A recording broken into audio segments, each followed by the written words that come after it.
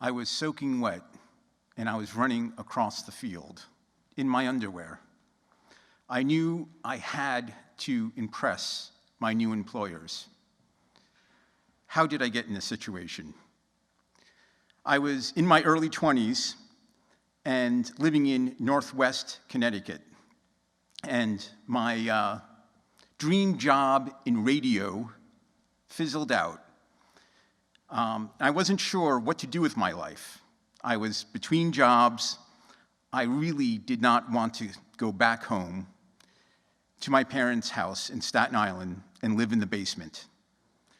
I met a gal that I liked, and I wanted to continue living independently, and I needed to figure out a way forward.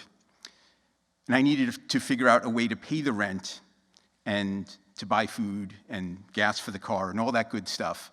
So I looked around at what jobs I could find. I opened up the local newspaper, and obviously these are pre-internet times. This is early 90s, late 80s actually, excuse me, and all kinds of different jobs, but what could I do? What could be interesting so I can continue living on my own in a little apartment and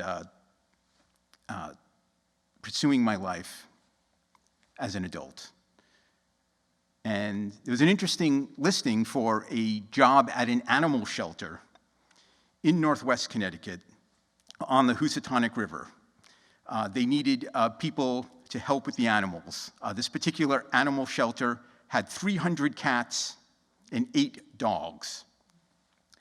And so I went there to apply for this job, and I met the managers, a woman named Becky and Beth. They were managers of this facility, and they said, you know, you're a young guy, you know, this job is very taxing, and you have to really care about the animals if you want this job.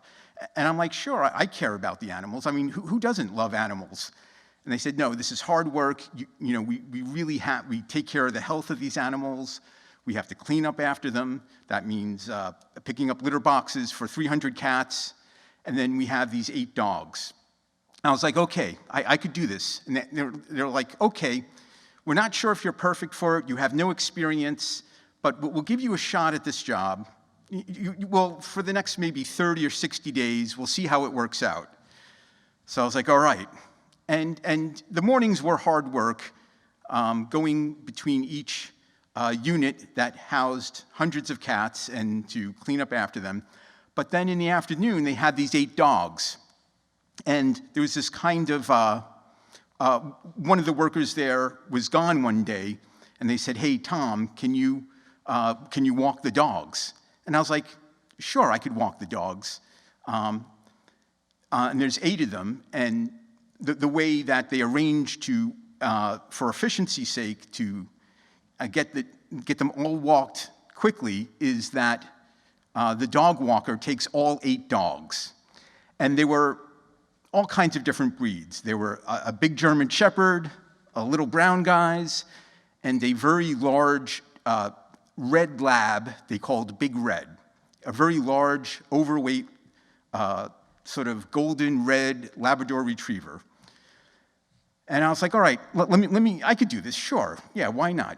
How hard could it be to walk 8 dogs at once? So I'm going down the river. I'm going down a path with the dogs from the shelter along the river. It's the Housatonic River in Connecticut, and it is really gorgeous out. It's early spring. It's a warm day.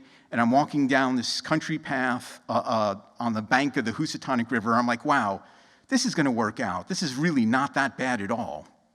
And the fellow who usually walks the dogs says once you reach a certain point, you can let the dogs off the leash, and you know you kind of stay together as a pack. So I was like, oh, yeah, this is great. You know, this seems to be going well. I let the dogs off the leash. And it's great. I'm the leader of a dog pack. And wow, I'm like, this is working out. This is so beautiful. And Big Red kind of was behind us, he had a hard time keeping up. He was very overweight, and he was a diabetic Labrador Retriever. And I hear this rolling sound, and Big Red fell off the bank, which was very steep at that point, and into the river. And he's sitting there in the river, looking up at me with the saddest Labrador dog eyes you can imagine. He's like half in the mud, half up the bank, and the bank is very steep, just looking at me, just radiating pure sadness. He's a shelter dog. He's very overweight, and now he's stuck in the mud. And that was like a reality check for me, like, oh my God, this is really bad. Big Red is down in the river. All the other dogs are around me. There's chaos. I'm like, what can I do? I have to get Big Red out of the river. So I carefully go down there and I try to pull him out, but the bank is too steep. And I realize the only way that I'm going to get him up is if I get in the river behind him and push him up. I'm like, that is a great plan. But the river's running very swift, and I had some experience as a lifeguard previously. It's very, very hard to swim and maneuver in the water in your clothing, in your jacket, in your boots. So I'm like, you know what? I'll make this really quick. I'll make this whole thing work out. I cannot return to the shelter with 7 dogs. We left with 8. I cannot return with 7. I'm going to get Big Red out of the river. So I take off my clothes down to my underwear, and I slip in next to him, and I said, all right, Big Red, we're going to get up. And I have him by the collar, and he's so big, and he's wet, and I'm wet, and it's muddy, and I just can't get him up the bank. He's not even trying. He's just such a sad dog. I cannot get him up that bank. And the other dogs are now up there looking at me, a kind of quizzical, comical expressions on their face, or perhaps I'm imagining that, but they're looking at me. They're looking down at me. And no matter how I try, I cannot get Big Red up. So I'm kind of panicking. How do I handle the situation? How do I keep the job? I don't want to have to move back into my parents' basement. I want to continue living as an adult, and I need a job. I need to pay the bills. So I climb out of the bank. I run back to the shelter with the 7 other dogs. And one of the caretakers, the manager, Beth, sees me and says, Tom, what's wrong? What's going on? And I say, Beth, Big Red has fell into the river. I can't get him out. And she said, okay. We get the dogs in the pen. We go back to where Big Red is still sitting there on the edge of the bank, looking so sad. So sad. So Beth is kind of looking at me a little bit odd because I'm just in my underwear, soaking wet.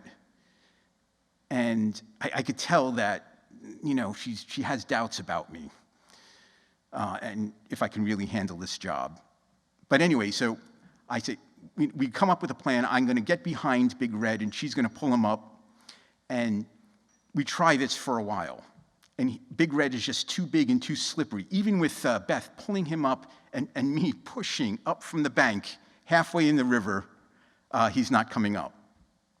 And we're just, I feel awful about it. Big Red seems so sad. So we stand there looking at each other for a while, and Beth says, you know what?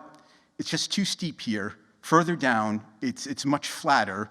Why don't you just walk them down, and we could just walk out of the river area and the bank that way. So I'm like, all right, I'll try that. So I start walking Red down. We get in the river, and it's just so deep that we're instantly both swimming. And Red comes to life. He looks at me. His tail is wagging, and he sees a stick floating down the river. He grabs the stick, and his eyes are alive. This is what he wanted. He wanted to go for a swim, and he's happy that I'm with him. So to finish up, I get Red. The river flattens out. I get Red out, And we go back to the shelter, and I wound up getting the job, and eventually Big Red, a couple of months later, was adopted out successfully. Thank you.